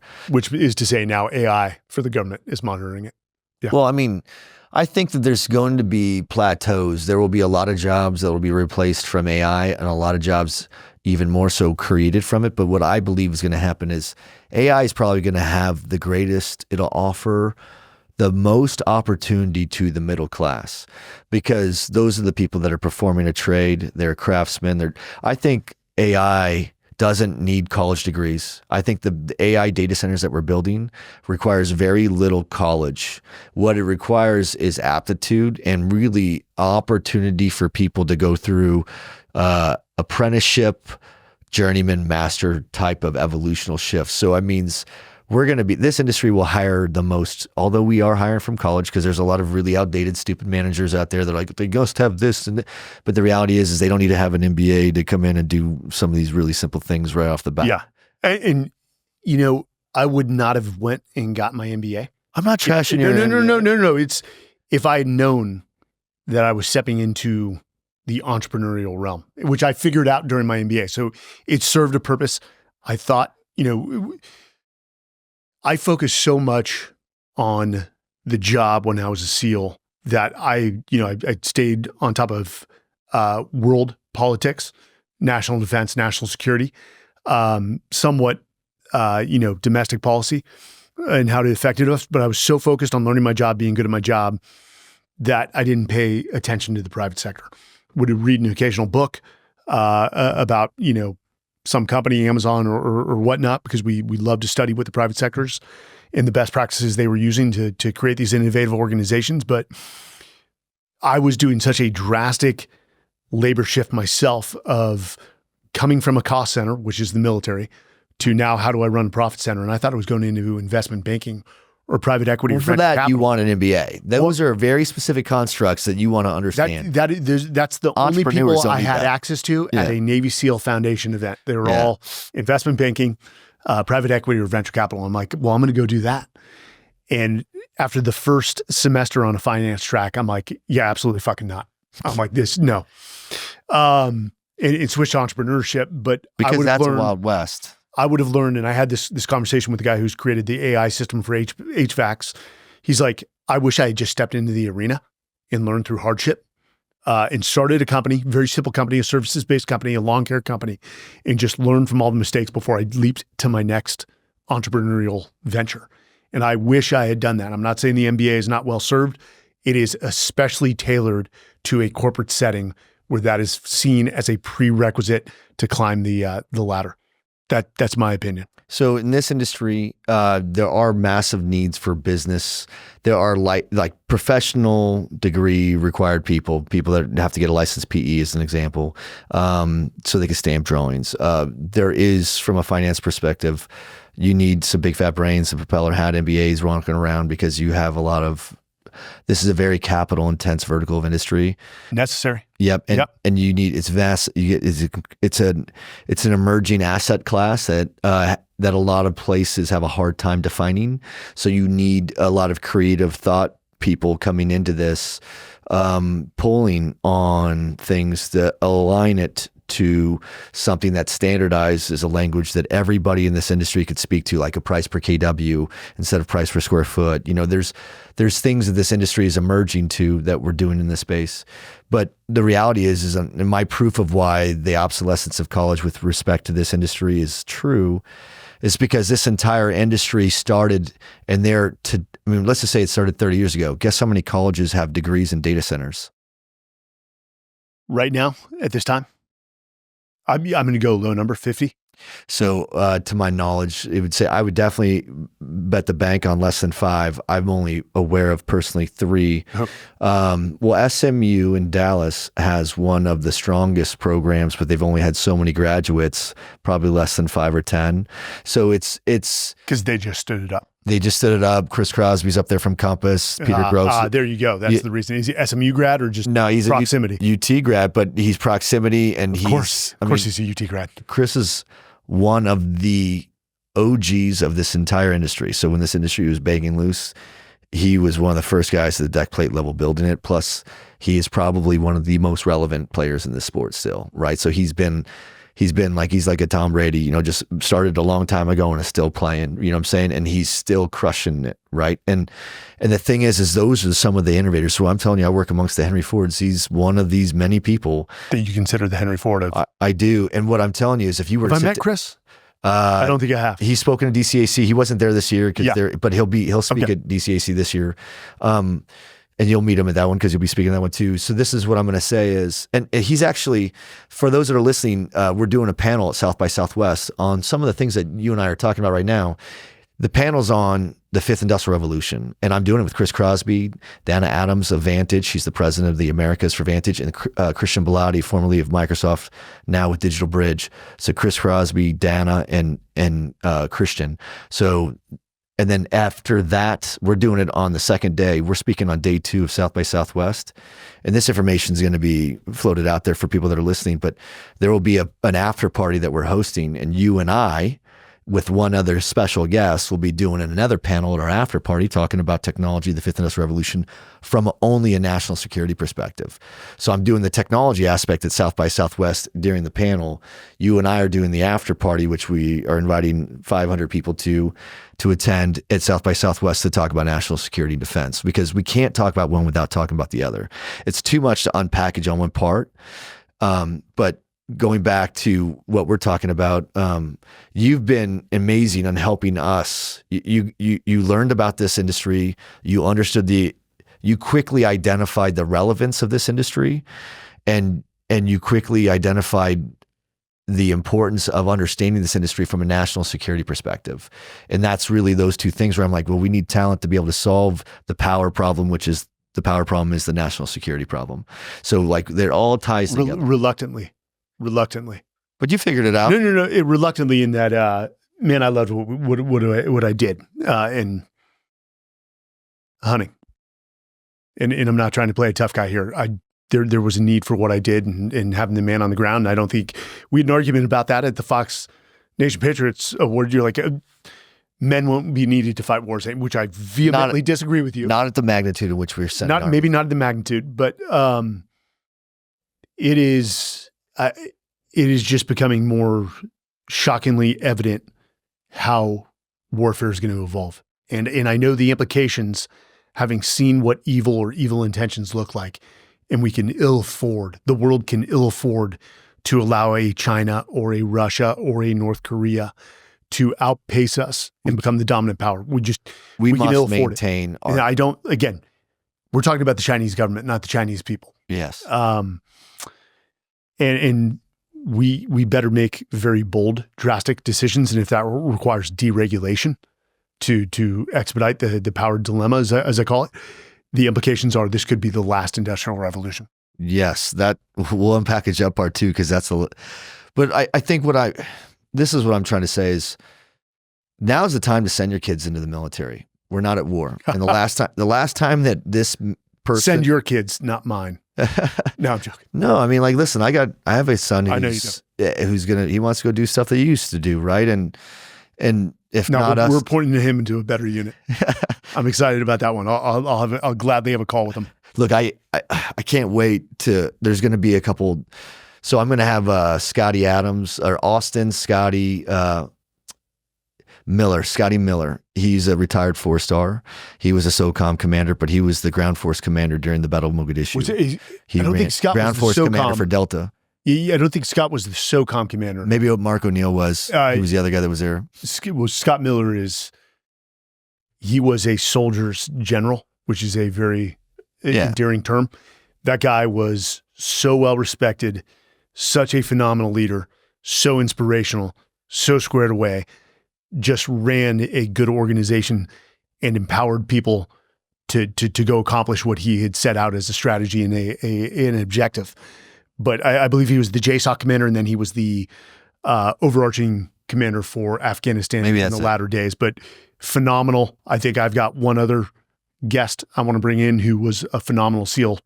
It's cut from the same cloth as Scott Miller. But yeah, those are exceptional leaders. We have him, and I have Scott Neal, one of the 12 strong, who also was the president and founder of. Great story.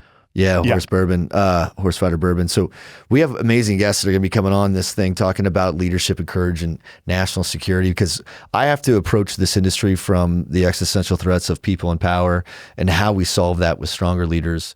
There's no silver bullet just because we're military, but I'm like, now's a really good time to send your kids in the military. Last time Donald Trump was president, he was the last president in which we had no escalation of conflict. But you could go and send your kids to college and come out with not only, a GI Bill to pay for college and no debt, but they've probably made a few bucks and they have a skill set that in this industry, like what I was trying to say earlier, is the reason why there's no need for a college degree in this industry is this industry. Everyone that's in this industry and has been for more than 20 years went through the same apprenticeship together. I mean, like, there was really no one to call. When they were trying to build new data centers and try to innovate on one mechanical permutation over an electrical, there wasn't an established industry that existed yet that said, hey man, this is the industry indicative best practice. This is what we're going to be doing, because the industry wasn't evolved, right? It hadn't evolved yet. We were designing at 150 watts per square foot. Now we're designing at 450 plus watts per square foot. So the product itself is completely different. Think about the way we use technology from the last 10 years. Well, the way we use it demands that we change what we deliver, right? We're still calling them data centers, but the differences in what we're giving them, they're so much different. If you look at a data center 10 years ago built, try to look at cars that were built 10 years ago and look at cars that are built today. How different are those? Today's cars are high performance computers, all right? 10 years ago, they were just getting a little bit smart with the cool things, but they weren't all that great yet, right? So try to think about the data centers that are supporting those technologies. And what I'm saying is the industry evolved to where it's at without a specialized focus on data centers. We are recruiting some from college, but we are getting a majority of our people in this industry from the trades. Okay, I thought you were going to say that. First responders, and the military. And the military is a mission critical environment. We just measured it in our mortality, not in downtime, right? So we already come from a pressure tested background where we are exposed to the most advanced weapons, machinery, and technology, and we are exposed to what leadership looks like from a chain of command. It's an incubator. The military is a leadership incubator. We are the most technologically advanced military in the world. That was not always the case. You look at the early days of World War II, the Germans and even the Japanese in some regards had better technology than we did. Where we excelled beyond mass or sheer numbers was the ability to lead. Yes.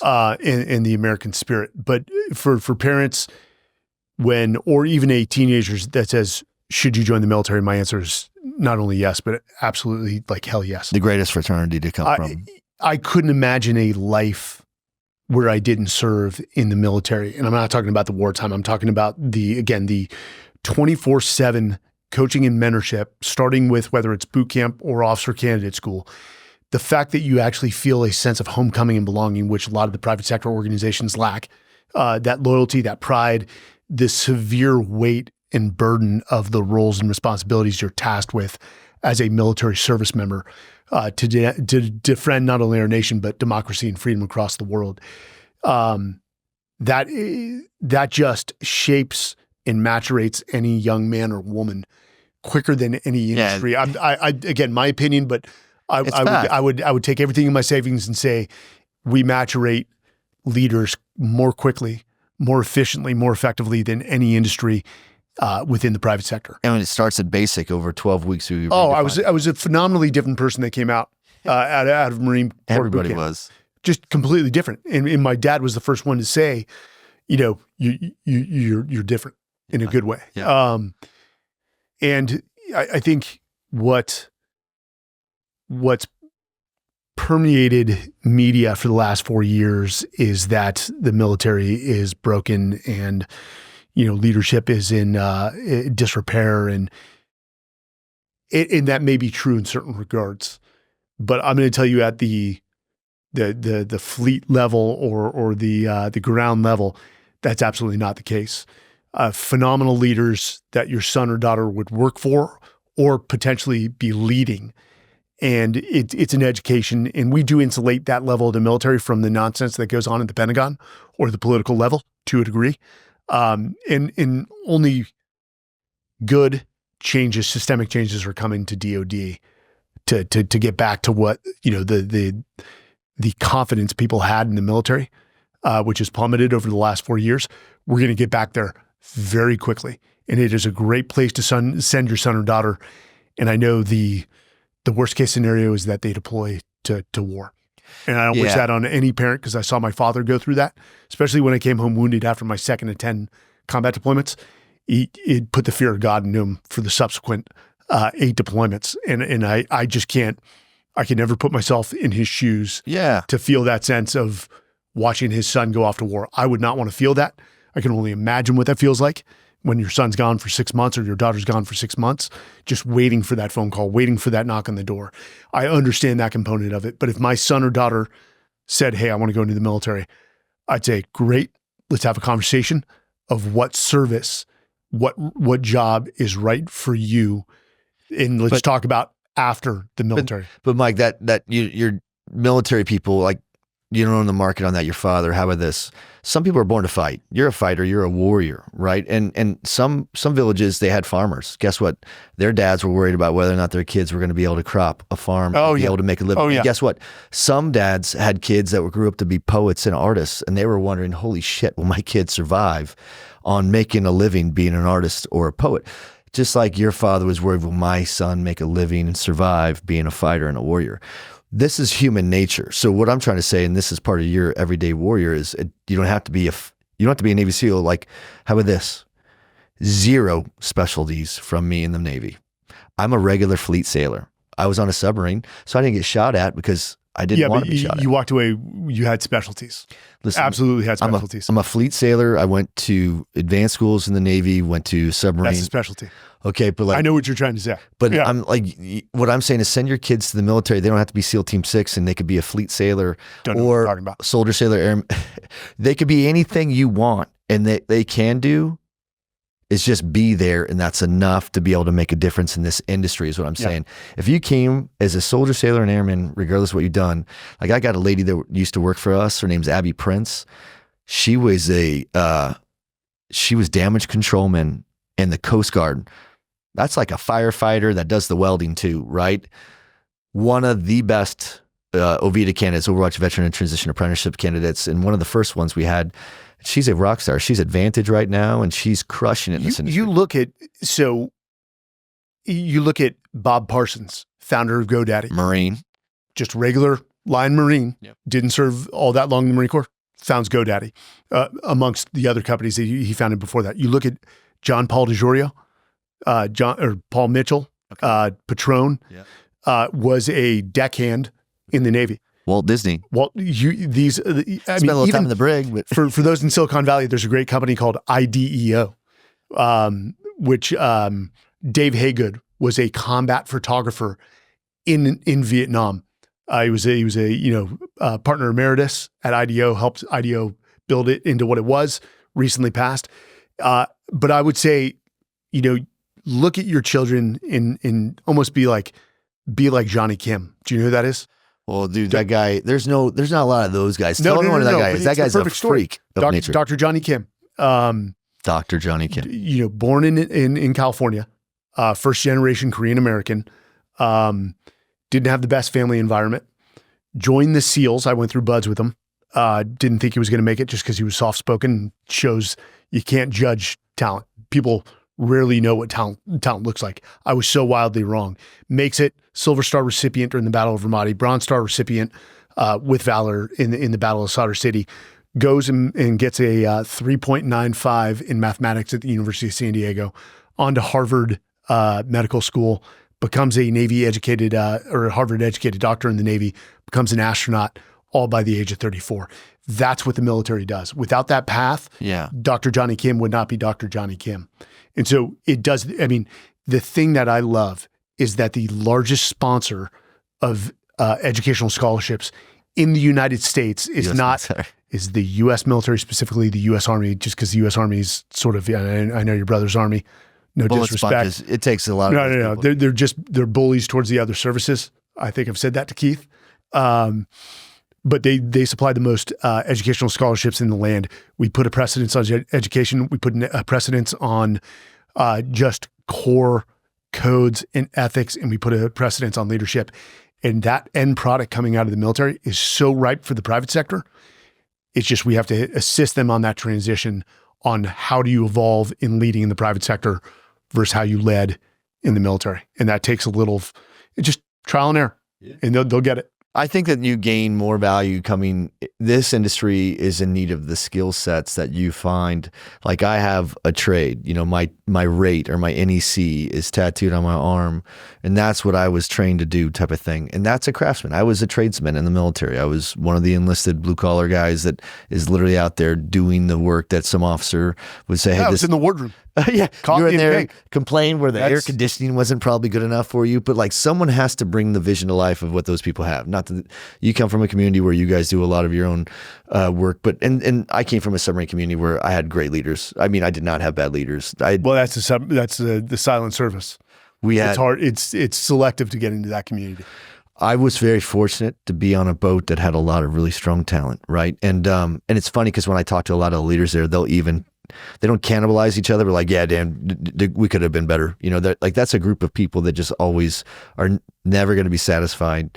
But that's what you want. You want people that are never satisfied, never content, operating 60% of the nuclear deterrent underwater. You understand? So I think, you know, this is maybe a good spot to start bringing it back in, because what brings us together is our passion for this, for the data. Well, it's for talent and leadership is where that's the crossroads. As I was growing a team and I needed not just more people with skills, but I needed people that I needed to scale, meaning I needed to go I needed to be a better leader, and I needed to go teach my team how to be a stronger leadership platform so that we can grow and scale our business. Because, you know, we're in our infancy, you know, we're growing to where, you know, we have the right as a startup company. We're not a startup anymore, but when we did, to make startup mistakes, which is, you know, when you're going 5 different directions, sometimes you're going nowhere, and you have to kind of learn the hard way. You take on too much which is, you know, sort of the inspiration. Hey, we can do this all.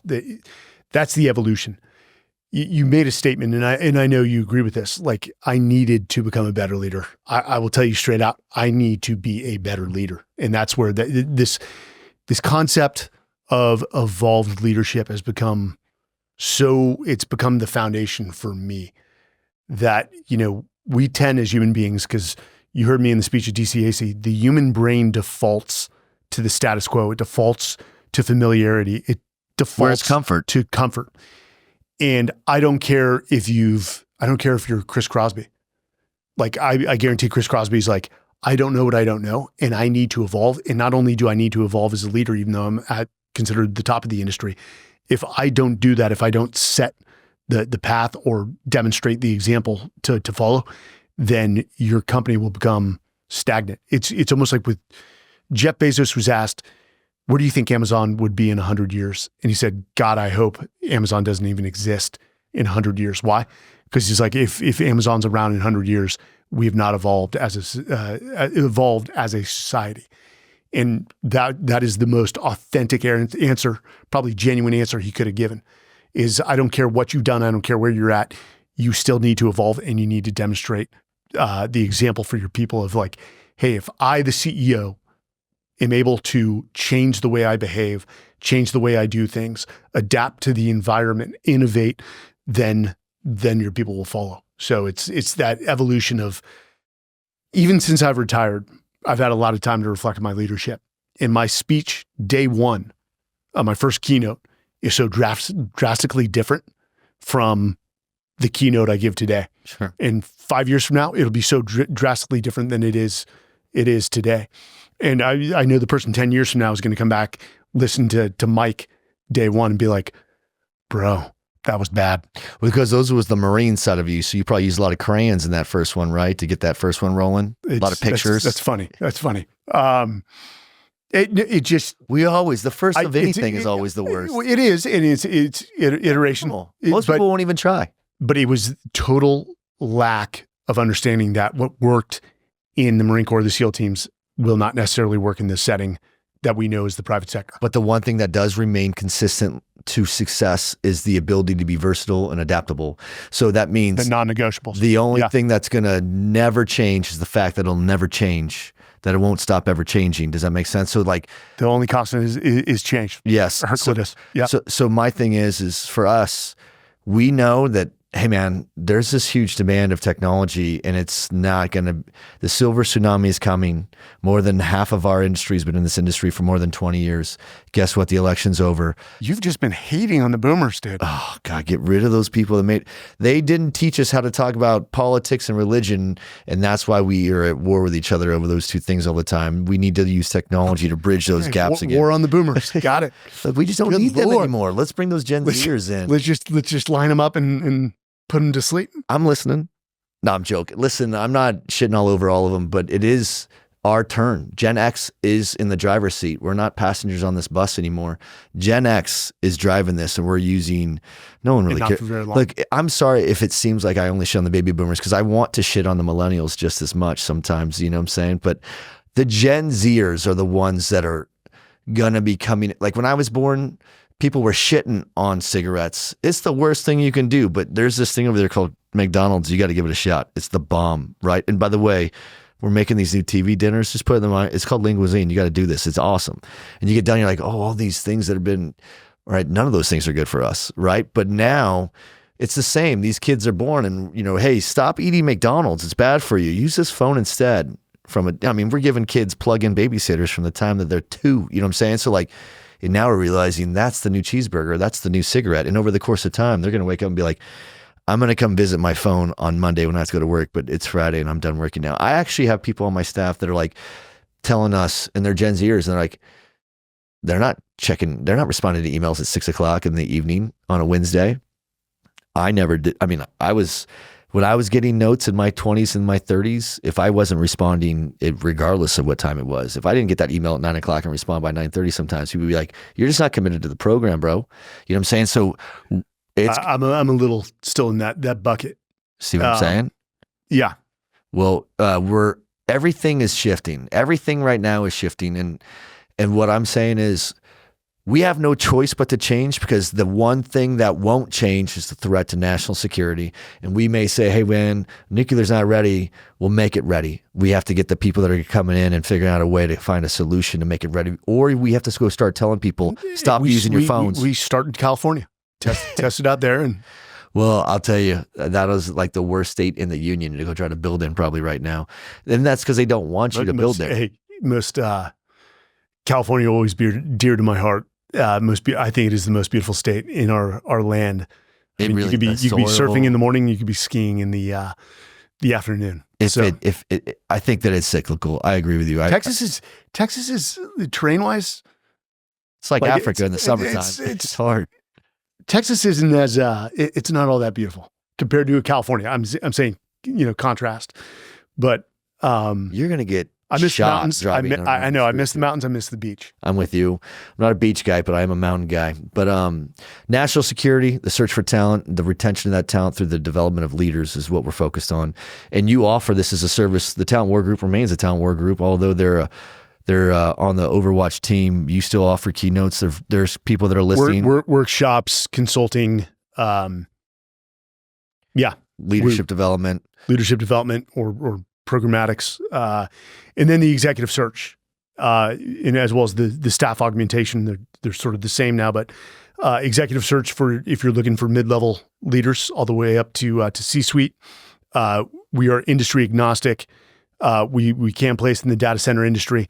We take that very seriously. The backbone behind that search process is what we wrote about in the book. And I just got a call from a company, massive company, that's just acquiring companies left and right. They adopted the hiring protocols laid out in the talent war, and they said it's been a complete game changer. Now they need to send me over to Europe to teach their Nice. Subsidiaries over there. But the executive search is key, and then the staff augmentation through ORF. We know that the demand for people within the data center industry is just only going to increase. So ORF, reach out to Overwatch, whether it's for a senior level placement or general management placement or staff augmentation. So you and I are going to be, thank you again, because teaming up with you has allowed us already to get this content even available on your Everyday Warrior Nation is hosted on Sports Illustrated. And you've opened the door for the data center group via us to talk about data centers. And it's really amazing because it allows us to take the nerdy aspect of what we do for a living and combine it with, what was the preeminent sports platform where they got 85 million followers probably. We're new. This is going to be interesting because we got poached from Men's Journal where it originally was, and now we're on Sports Illustrated. Just in my opinion, a better run organization. Minute Media runs Sports Illustrated. They have the license, but we are new to what is traditionally a sports platform. But we really cover everything from leadership, culture, high performing teams, human performance, from diet and fitness to sleep to balance, which I know at the speed at which the data center runs, that's an issue of burnout, executive burnout. The way that we talk to our teams is that we're all professional athletes and we have to treat ourselves like professional athletes. Sleep, we have to eat right. Look, Yes. I'm the same. I have to practice what I preach. So it does make sense. This is a professional sport, in my opinion. I love this sport, and getting you opening the door and putting the data centers on the map through your platform and your reach has been amazing, and I do appreciate that. And I'm really excited to speak about the data center industry from a national security perspective at South by Southwest at our after party, which I invite any of the listeners that are coming to South by Southwest to come join us at that, because we'll be speaking on a panel with a lot of experts in just data centers, talking about the fifth industrial revolution. And then after that, we're going to be applying that to national security, you, me, and one VIP guest. I think for people that are traditionally data center people, you're going to be shocked by the guests on the national defense panel, how deep they are into technology. I think it's going to be shocking to these people. It's going to be amazing. So listen, Mike, it's been awesome to have you on the team, get to roll with you for the last few months. Thanks for taking me to the Patriot Awards. That was pretty amazing. Yeah, it was awesome. That was a good show. Yeah, that was really cool. It was super cold, but I had all those jackets on. I don't know how you guys were operating, especially no hat on. Larry nicknamed you the neighbor's kid. Because you were the only one with an overcoat. Yeah, I was that kid. So my first time, it's a rookie move.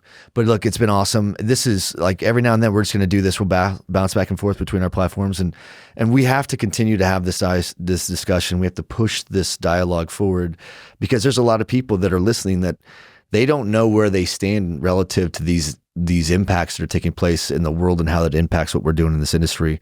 Hopefully we could help them unpackage those things for these podcasts. So I appreciate your time, and thanks for joining the revolution with me, bud. Thank you for having me. You got it, man.